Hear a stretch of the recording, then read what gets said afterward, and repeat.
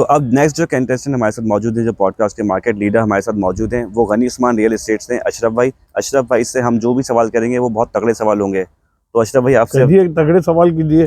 Thank you so much.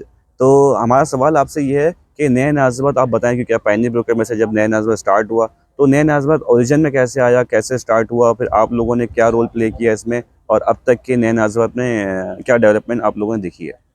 देखिए, नाज़िबाद जैसे कायम हुआ है तो ये पहले आपको पता है कि Javeda cement factory cement factory थी फिर बिल्कुल। यहाँ के कुछ इलाकों की ऑब्जेक्शन थी कि ये सीमेंट फैक्ट्री ख़त्म कर दी जाए। और यहाँ पे सीमेंट फैक्ट्री की वजह से लोगों के घरों में बड़ी मिट्टी वगैरह आती थी और केमिकल्स वगैरह आते थे, लोग बीमार हो जाते थे। इसकी वजह से ये फैक्ट्री बंद हुई, फिर ये ऑक्शन में गई। और ऑक्शन में जाने के बाद सबसे पहले जो ये ज़मीन खरीदी वो हमारे हाजी साहब गनी उस्मान साहब ने ये ज़मीन गो सिक्योरिटी के नाम की से ली थी। फिर इसके बाद ये आरिफ साहब वगैरह सब पार्टनर हुए उनके, और इसके बाद ये एक नया नाज़िबाद वजूद में आया, एक मास्टर प्लानिंग में आया, एक मास्टर प्लान बना। और आज आप देख रहे हैं कि ये कहाँ है। अल्हम्दुलिल्लाह। अच्छा, मेरा एक सवाल आपसे, बहुत जल्दी मैं शायद इस सवाल पे आ जाऊंगा, लेकिन आपसे इतना टाइम मैंने लिया है, एक दो सवाल ही पूछ पाऊंगा आपसे। तो मेरा सवाल अब ये है कि बहुत सारे लोगों के तहफ़्फ़ुज़ात मेरे पास आते हैं कि यार 2017 में जो नए नाज़िबात बारिश हुई थी उसमें ब्लॉक बी और सी जो है उसमें डूब गया था। उसके बाद काफ़ी सारे लोग गैर महफूज अपनी इन्वेस्टमेंट को समझने लगे थे, और इवन के एंड यूज़र भी। तो उसके बाद नए नाज़िबात ने ऐसा क्या स्टेप लिया, किन चीज़ों को फॉलो किया कि लोग अब ट्रस्ट करें नए नाज़िबात पे, एंड यूज़र ट्रस्ट करें नए नाज़िबात पे। 2017 में जो बारिश हुई थी इसमें कुछ मसाइल, एक तो बारिश बहुत हुई थी, बारिश बहुत हुई थी बिल्कुल, मेरा ख्याल है 200 या 250 मिलीमीटर बारिश हो गई थी। पूरा कराची में ही तबाही हुई थी, डिफेंस भी डूब गया था। नाज़िबाद का जरा हाईलाइट ज्यादा हुआ। हाँ, हाईलाइट ज्यादा क्योंकि वो प्राइवेट और डिफेंस तो अब तक शायद डूबता आता है। हाँ, वो तो डिफेंस तो अभी भी डूबता है जब भी तेज बारिश हो जाती है। तो और कुछ दूसरे भी मसाइल थे कि जैसे पीछे की आबादियों ने हमारी दीवारें तोड़ दी थी, वो एक बड़ा मसला था, उसकी वजह से भी पानी बहुत आया। और कुछ दूसरे भी मसाइल थे जिसपे मैं अब नहीं बोलना चाहता, वो अपने हिसाब से जवाब दीजिए। आपको पता है कराची शहर में ये मसाइल आते रहते हैं बड़ी आबादियों को। और इसके बाद जो पानी आया उससे जो लोगों के घरों की जो तबाही हुई और हुआ, फिर नया नाज़िबाद के मैनेजमेंट ने इसको बहुत अच्छे तरीके से डील किया, हल किया। यहाँ पे 24 घंटे रहे, लोगों को तहफ़्फ़ुज़ भी दिया, लोगों को घर भी दिए और रहने के लिए ऑल्टरनेट घर दिए, सब कुछ किया और एक पानी निकाल दिया उसको। लेकिन उसका पानी निकलने के बाद जो बारिश जो हुई है इसके बाद 2018 में हुई, फिर 2019 में हुई, और हर साल थोड़ी बहुत बारिश तो होती है, कभी ज्यादा कभी कम। तो कभी इंशाल्लाह नया नाज़िबाद डूबा नहीं है क्योंकि एक डैम बना दिया गया है। अच्छा, बड़ा और बड़ा डैम बनाने के बाद उससे तकरीबन मसला खत्म हो गया। दूसरी बात ये कि जो पीछे की आबादी जो दीवार तोड़ती थी वहाँ पे भी एक नाला बना दिया गया उनके लिए, क्योंकि वो गैर महफूज हो जाते थे लोग, पानी बहुत जमता था।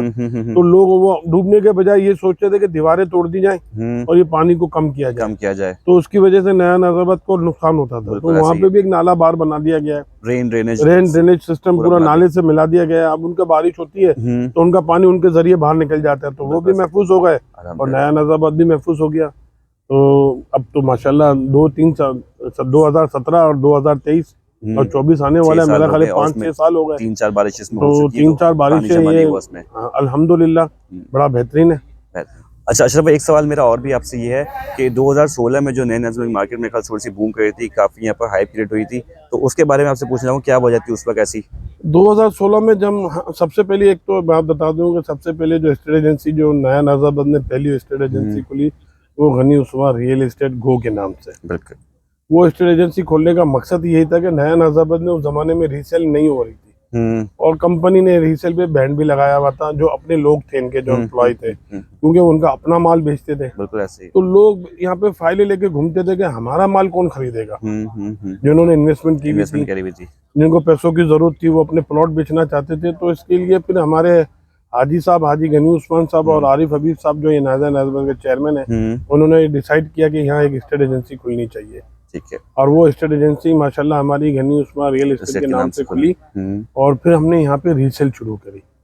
और उस जमाने में एमएन की बुकिंग भी थी, जो हमने वो एमएन की बुकिंग भी की, नजाती प्लॉट भी गनी उस्मान ने खरीदे, उसको बेचा भी और रीसेल शुरू की। वहाँ से जो रीसेल शुरू हुई है तो आप अंदाजा लगा लें कि उस जमाने में जब हम 2016 में ए ब्लॉक के अंदर प्लॉट मिलता था 25 से 30 या 35 लाख का, आज माशाल्लाह वो 1 करोड़ 80 लाख का हो गया। 1 करोड़ 80, 1 करोड़ 90 लाख तो रुपए का है। क्योंकि वो जब रीसेल शुरू हुई, लोगों का आना जाना हुआ, लोगों ने जो पैसे लगाए हुए थे उनको रिटर्न मिलना शुरू हुआ कि भाई वो फाइल बेच के अपनी प्लॉट बेचकर आगे का इन्वेस्टमेंट करना चाहता था। कोई शादी ब्याह, कोई किसी आदमी, पता है आपको, एक इन्वेस्टमेंट करता है कि अपने अच्छे बुरे वक्त में काम आए। बिल्कुल ऐसा ही तो है। वो पैसे उन लोगों के काम आने शुरू हुए, तो रीसेल शुरू हो गई। तो इस रीसेल शुरू हो जाने के बाद आज आप देख लेंगे नया नजाबाद कहाँ पे है। उस वक्त पहली रियल एस्टेट थी और आज 25 रियल एस्टेट मिलके बैठे और हुए हैं आज एक यहाँ स्ट्रीट पे 25 तो आप कम कह रहे हैं, मेरा ख्याल है 50 के करीब है। इससे ज्यादा ही होंगे, 32 लेकिन जो 33 बैठे हुए तो यहाँ पे कंटेनर में मार्केट में बने हुए हैं। और बाकी जो बाहर से लोग जो काम कर रहे हैं वो अलग हैं। और इसके अलावा जो बेचारे जिनकी रियल एस्टेट नहीं है वो भी हमारे पास सारे स्टेटों पे आके बैठते हैं, काम करते हैं, सब कुछ करते हैं, रिमोटली जो काम तो करते हैं। अब तो माशाल्लाह इतना बड़ा काम हो गया, नया नजाबाद एक ब्रांड हो गया है अल्हम्दुलिल्लाह। तो ये हमारी जद्दोजहद थी शुरू की, और जो आज अल्लाह ताला ने जो आज हमें ये दिया है कि इसका फल ये मिला है कि आज हमारे ही कंपटीटर के हिसाब से इतनी ब्रोकर्स हाउस खुले हुए हैं, मजा आता है काम करने का।